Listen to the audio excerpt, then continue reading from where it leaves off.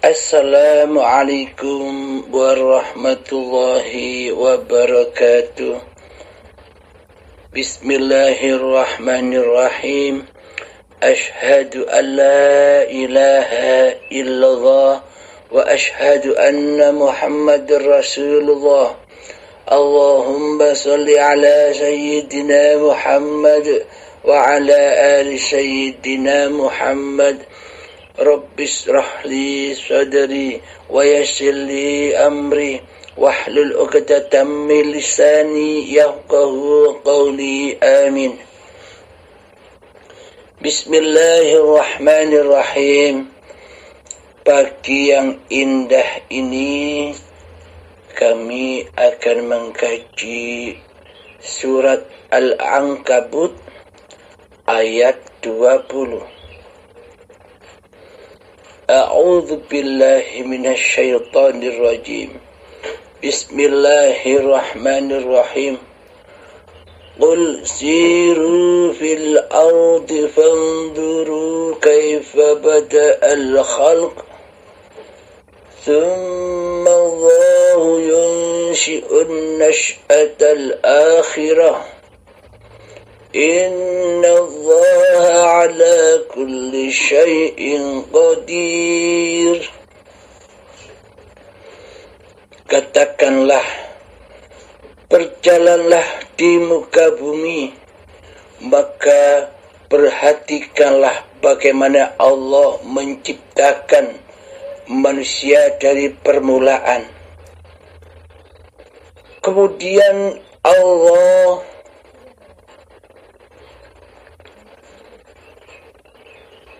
menjadikannya sekali lagi. Sesungguhnya Allah Maha Kuasa atas segala sesuatu. Mari kita dengarkan lagi artinya. Katakanlah, berjalanlah di bumi, maka perhatikanlah bagaimana Allah menciptakan manusia dari permulaannya. Kemudian Allah menjadikannya sekali lagi. Sesungguhnya Allah Maha Kuasa atas segala sesuatu. Katakanlah, mari kita baca sekali lagi artinya. Katakanlah, berjalanlah di muka bumi, maka perhatikanlah bagaimana Allah menciptakannya dari permulaannya. Kemudian Allah menjadikan sekali lagi. Sesungguhnya Allah Maha Kuasa atas segala sesuatu. Alhamdulillahi Rabbil Alamin. Jika kita tengok sedikit artinya, seolah-olah ini reinkarnasi. Mari kita tengok lagi sejenak artinya. Katakanlah, berjalanlah di bumi, maka perhatikanlah bagaimana Allah menciptakan dari permulaannya.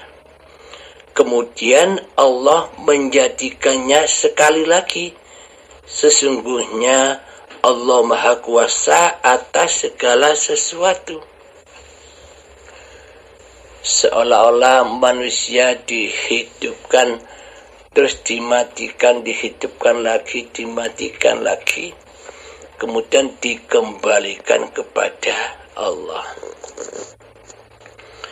Bismillahirrahmanirrahim.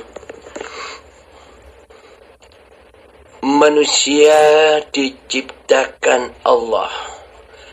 Badan-badan ini, cikal bakalnya badan ini tercipta atau dicipta oleh Allah dari segumpal dari tanah. Saripati tanah. Dihidupilah tanah-tanah yang mati itu oleh Zatullah. Dihidupi dengan hidupnya Allah. Kenapa kok harus dihidupi tanah ini? Jika tanah ini tidak dihidupi oleh Allah, maka tanah ini tak akan bisa makan. Maka tanah ini tak akan bisa minum. Maka tanah ini tak akan bisa bergerak, berubah, berproses. Kemudian dihidupilah tanah ini, diperjalankanlah tanah ini, diproseslah tanah ini dengan makanan dan minumannya yang selalu dikasih sayangi oleh Allah, disuapinya, diminuminya, hingga tanah ini berkembang, berproses menjadi tumbuhan. Kemudian setelah menjadi tumbuhan diproses lagi, dimakani lagi, disuapi lagi dengan kasih sayang ya Allah, dengan pemeliharaannya Allah, dengan pencukupannya Allah, dengan bimbingannya Allah, berjalanlah lagi dari tumbuhan menjadi hasil-hasil dari tumbuhan itu. Hasil buah, hasil sayur, hasil beras, kemudian hasil beras, sayur, padi, buah-buahan, sayuran itu dimakan pula oleh hidup.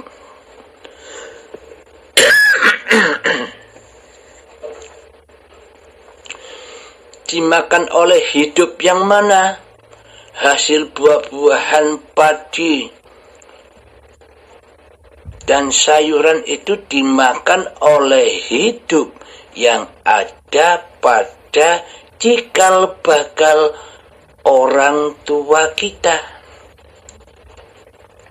Coba perhatikan, bila tak ada hidup, apakah kedua orang tua kita bisa makan? Jika tak ada hidup, apakah kedua orang tua kita bisa minum? Bila tak ada hidup, maka tak akan ada proses kejadian manusia. Bila tak ada makan dan minum, maka tak akan ada proses perkembangan badan-badan manusia. Kemudian setelah dimakan oleh hidup yang ada pada kedua orang tua kita, maka diproses lagi hasil makanan dan minuman ini. Jadi meskipun begitu orang tua kita juga dimakankan oleh Allah, diminumkan oleh hidup. Bila tak ada hidup, apakah kedua orang tua kita bisa makan dan minum? Sehingga hasil makanan dan minuman itu diproses, dipilah-pilah lagi, dipilah intisarinya, akhirnya menjadi sperma dan sel telur. Nah, siapakah yang menciptakan sperma dan sel telur? Apakah kedua orang tua kita yang menciptakan kita? Oh, tidak. Hidup itulah penciptanya. Bila tak ada hidup yang ada pada kedua orang tua kita, bila tak ada hidup atas proses-proses pemilahan intisari makanan yang ada pada kedua orang tua kita, apakah ada proses kejadian diri manusia ini? Kemudian bertemulah ayah dan ibu menghasilkan gumpalan darah.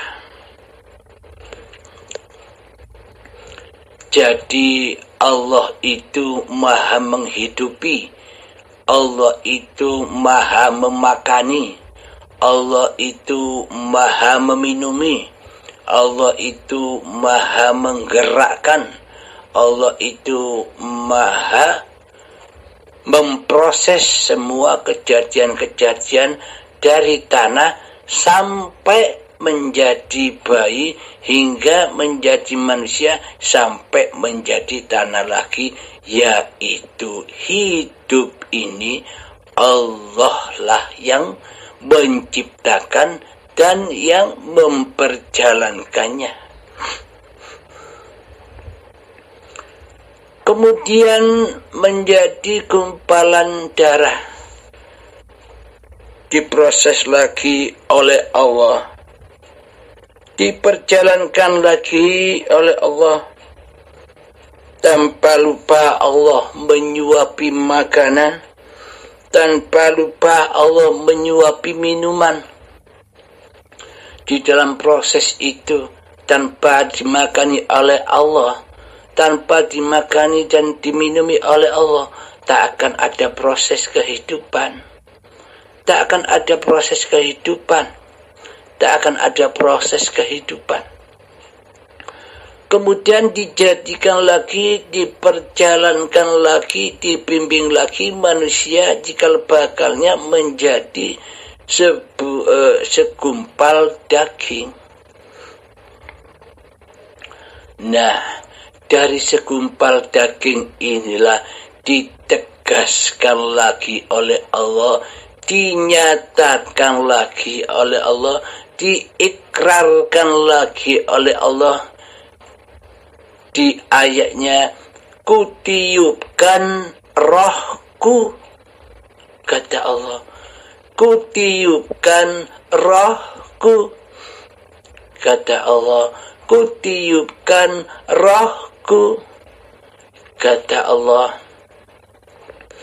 Bila kita saat ini masih ngaku-ngaku sebagai pemilik hidup, sebagai pemilik roh, berarti selama ini kita ini siapa? Berarti selama ini kita kan yang ngaku-ngaku jadi Allah, tapi tidak terasa. Kita yang ngaku-ngaku jadi Tuhan, tapi tidak terasa. Maknanya kutiupkan rohku ini penegasan kembali bahwa badan ini, cikal bakal badan ini kuhidupi dengan hidupku, kata Allah. Ditegaskan kembali sejak awal mula badan ini, cikal bakal badan ini dicipta dari tanah dengan hidupnya Allah, dengan ruh Allah. Pada saat menjadi gumpalan daging, diingatkan kembali bahwa hidup ini Allah, bahwa ruh ini Allah, bukan hidup manusianya, bukan roh manusianya. Agar manusia tidak lupa, agar manusia tidak mengaku-ngaku dirinya sebagai Tuhan, agar manusia tidak mengaku-ngaku dirinya sebagai Allah. Akan tetapi selama ini kita ngaku-ngaku jadi Allah, kita ngaku-ngaku pemilik hidup, kita ngaku-ngaku punya roh, tapi kita tidak terasa bahwa selama ini kitalah yang ngaku-ngaku jadi Allah, maka selamanya tak akan pernah bisa bertemu dengan Allah, karena yang jadi Allah dirinya sendiri. Mana mungkin bisa menyembah sementara yang disembah diaku-akui sebagai dirinya, sementara dirinya ngaku-ngaku jadi Allah tidak terasa. Yang wujud di hatinya, manusianya yang hidup di hatinya, manusianya yang berkuasa di hatinya, manusianya, maka manusia akan buta kepada Tuhan pencipta dirinya. Karena selama ini manusia masih mentuhani hidup dan badan ini seolah-olah dirinya lah yang hidup, dirinya lah yang berkuasa, sementara Allah yang hidup, sementara Allah yang kuasa, kita tiadakan keberadaannya, kita tiadakan kehidupannya, kita tiadakan kekuasaannya Allah di hati kita selama ini. Maka dari itu selamanya kita tak akan pernah bisa mengabdi kepada Allah.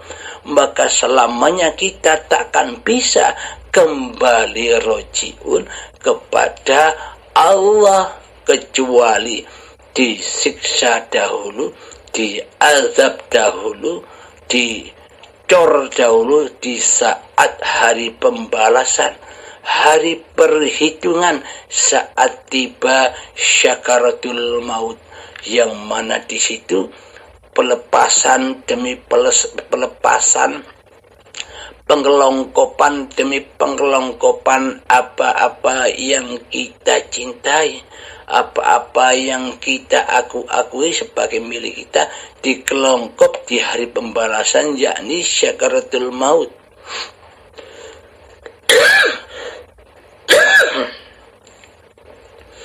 Alhamdulillahirabbil alamin.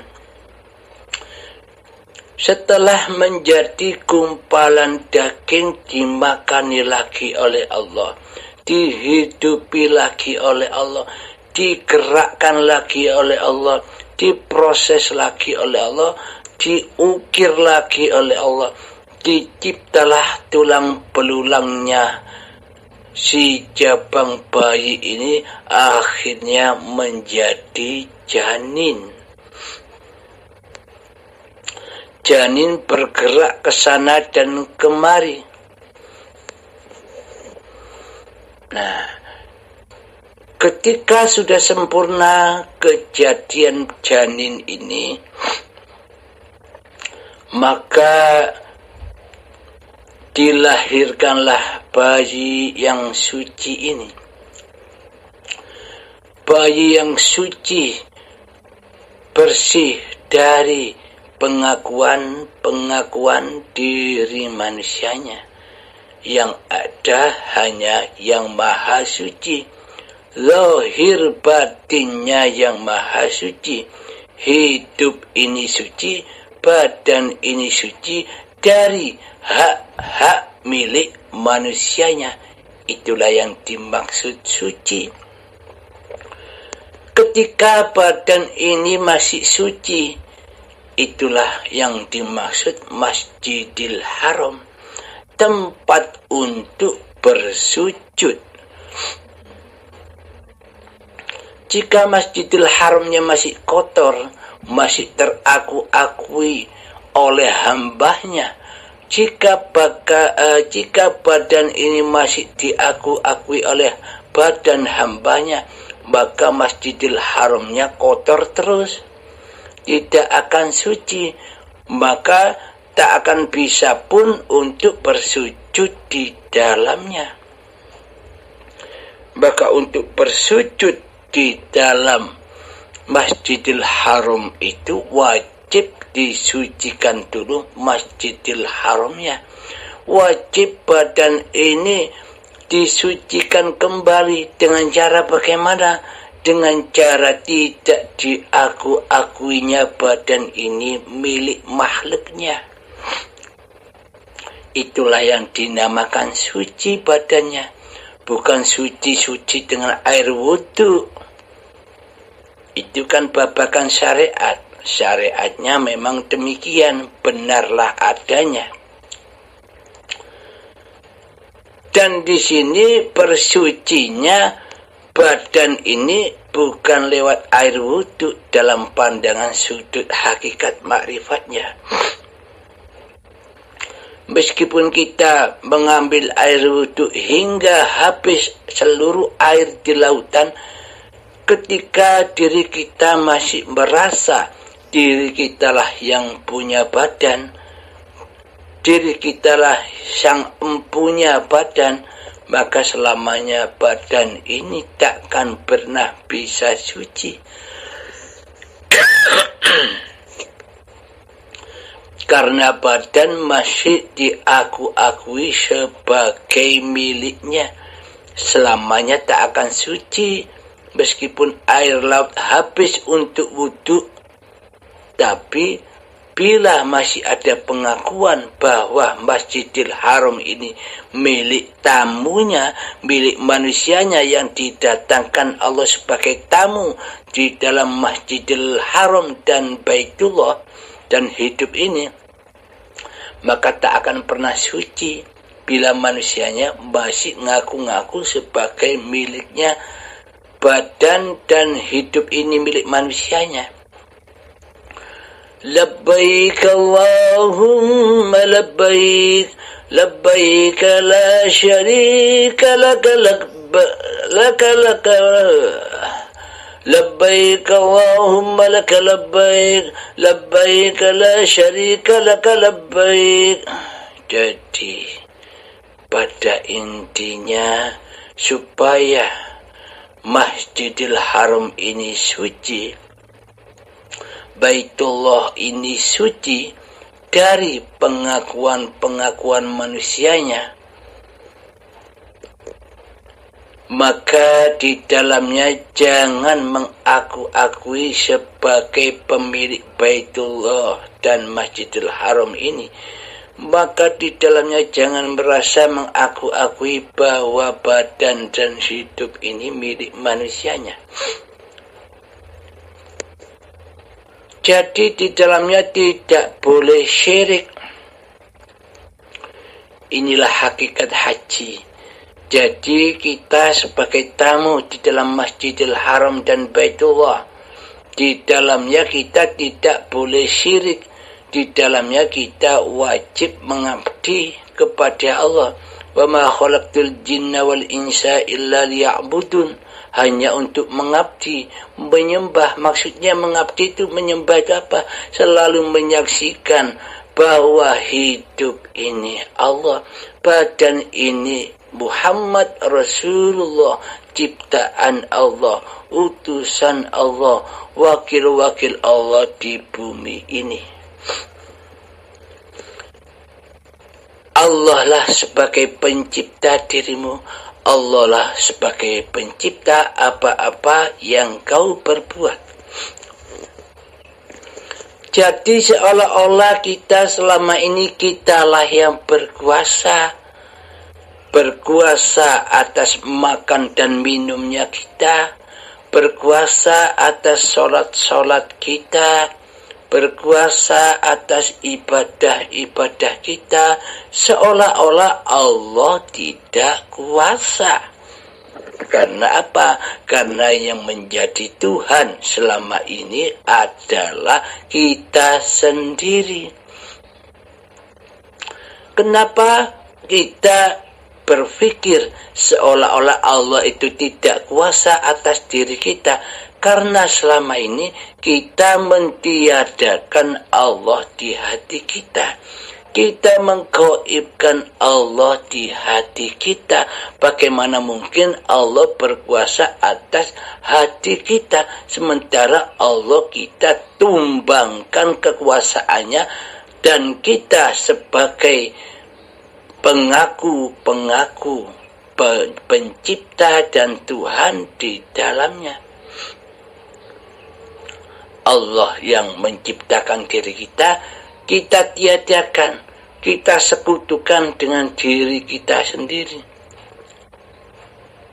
Maka dari itu, selama ini kita tidak akan rela dan tidak akan ridho bila seluruh perbuatan manusia yang ada di bumi ini perbuatan Allah.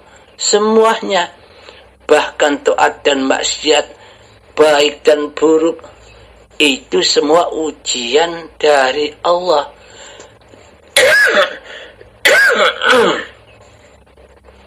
Untuk menguji kita semua.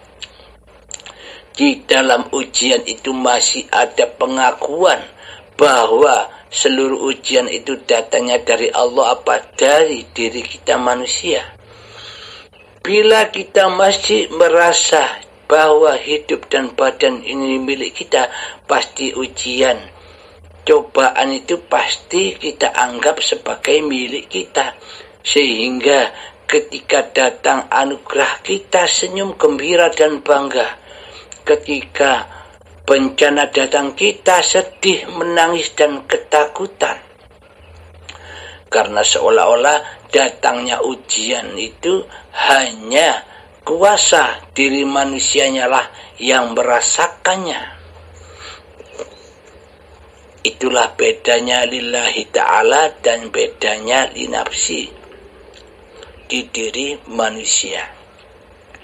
Maka seolah-olah apa yang digerakkan, apa yang diperbuat oleh manusia itu seolah-olah manusianya lah yang mentuhani di dalamnya.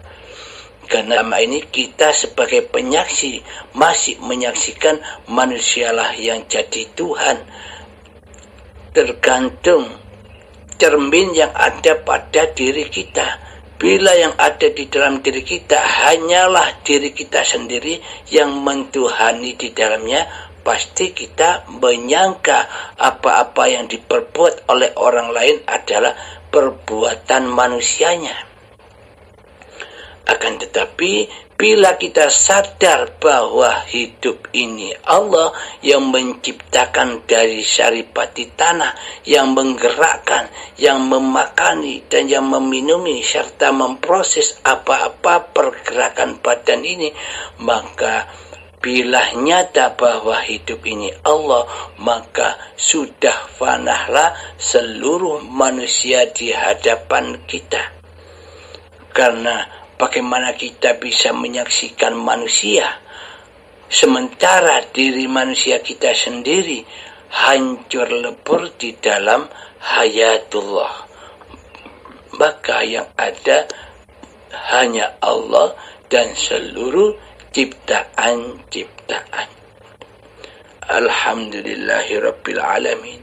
Semoga pagi yang indah ini, semoga pagi yang penuh berkah ini selalu membimbing kita semua. Allah selalu membimbing kita semua ke jalan lurusnya. Alhamdulillahirabbil alamin.